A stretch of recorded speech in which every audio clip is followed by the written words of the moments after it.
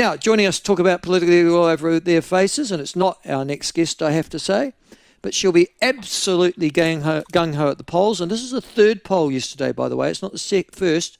They say the polls bounce about. This is the third poll in a row. 2 Taxpayers Courier polls and 1 TVNZ poll that have shown that the centre-left have a majority if there is an election held on the time of the polling over the centre-right. Margin error stuff, sure, but they've got a centre-left have a majority over centre-right parties. And that yesterday, Chris Hipkins is the preferred Prime Minister, according to the Taxpayer Union Courier poll as well. She'll be very happy about that, is Ingrid Leary, the Member of Parliament, Labour member for Tyree. She joins us now. Ingrid, you would have been pretty happy with those polling results, wouldn't you? Oh, look, yes, but it's early days. They're a good result, and as you quite rightly said, the trend is probably more important. There's a lot of water to go under the bridge between now and the election. We need to work hard, and we need to show the electorate what we stand for. So what I'm really happy about is the speech that Chippy gave last week, so that New Zealanders do know we're focused on jobs, health and housing. I think people have waited for some time. They didn't want to hear from us last year. Now they're saying, what do you stand for? Now they know what we stand for, and there'll be more on that. But I think that's more exciting to me than polls, which can bounce around. The trend is looking good. Lots and lots of water to go under the bridge. Agreed. But you'd rather be there than, 10 points behind, which is where you were this time last year. Of course. Yeah. All right. Also, as part of that, he re-announced last Monday, I think it was, he announced a reorganisation of the Labour Party. Jan Tinetti lost her education portfolio. No surprise there, I have to say. But I'm going to have a chip at you, Ingrid. Why weren't you on the front bench? Is Chippy not considered that you front bench material? That's very flattering, Michael. Thank you. I'm really happy where I am doing mental health. I asked for mental health, and Dr. Aisha Verrill and I, along with Penny doing the Māori health, are a tight little team. I'm very happy where I am, and I think the fact that I have not changed portfolios for me is an indication that I am making inroads in my portfolio. I don't think that Matt Ducey is seen as a strong minister. He's been divested of everything except for mental health, and he doesn't even have budget management of that. It sits under the broader health portfolio. So I'm very happy to be where I am and to continue to work with that micro team, if you like, under Aisha Verrill. Okay, but nonetheless, what I meant by that, and I'm not being nasty here, but you are at the bottom end in terms of ranking of the members of Parliament in your party, despite the fact you're the Member of Parliament for Tyree, spokesperson for seniors and mental health. Do those rankings matter to you?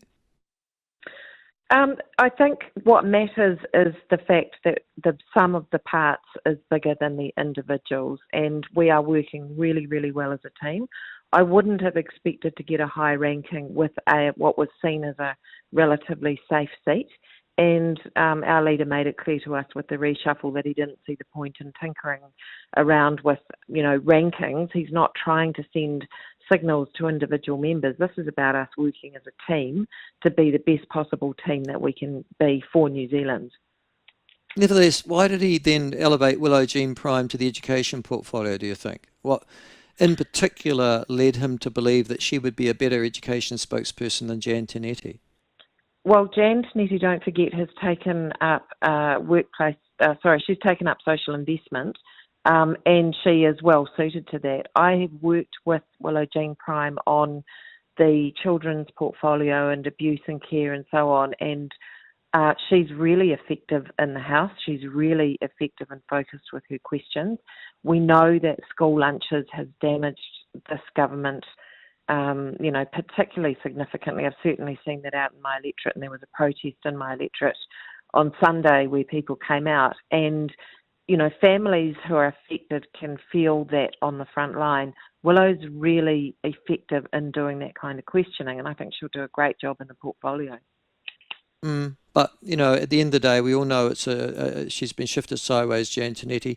The other person who's done well for themselves and been elevated is Tangi Utakere. former, I think, Palmerston North City Councillor. He's now been made Chief Whip. He is the MP for Palmerston North and the spokesperson for local government. Tell us a little bit of Tangi. What's he like?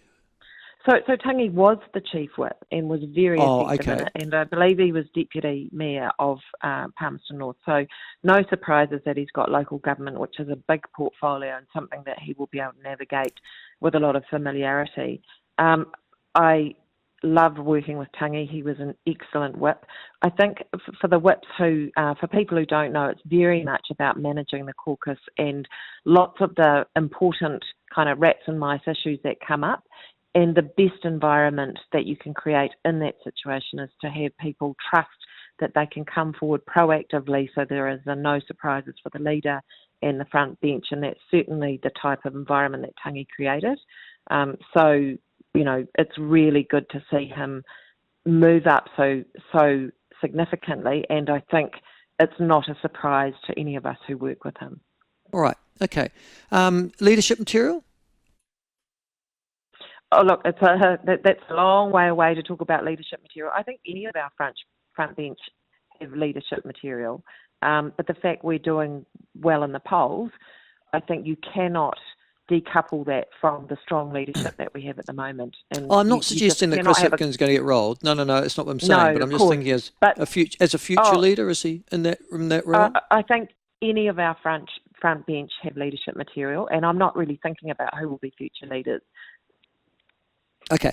Now, the thing about the polls, of course, is, and for those three polls I've mentioned in particular, is that they coalesce Labour, the Greens, and Te Pāti Māori as the centre-left coalition. So you've all got to be together to actually get into the House. Te Pāti Māori are in a bit of trouble at the moment. Are they good people to be associated with? I think it's too early to be talking about what the configuration of the House will be should we win the election. Or do you mean that you could coalesce with New Zealand First at the next election? I think it's just like the polling. There's a lot of water to go under the bridge.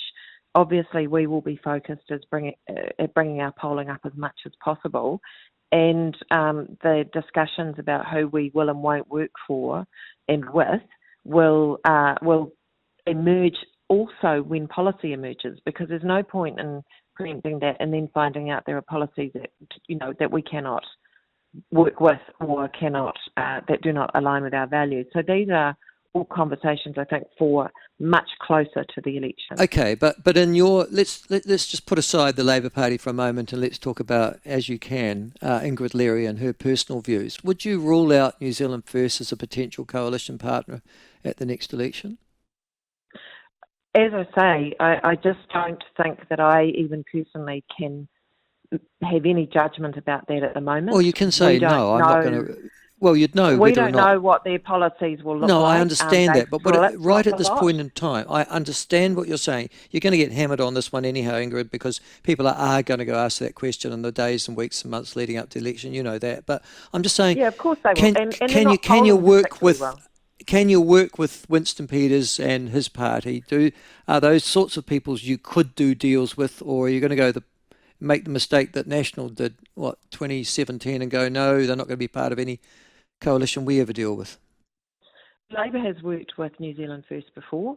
It's difficult for me currently to see what they stand for. They flip-flop a lot on policy.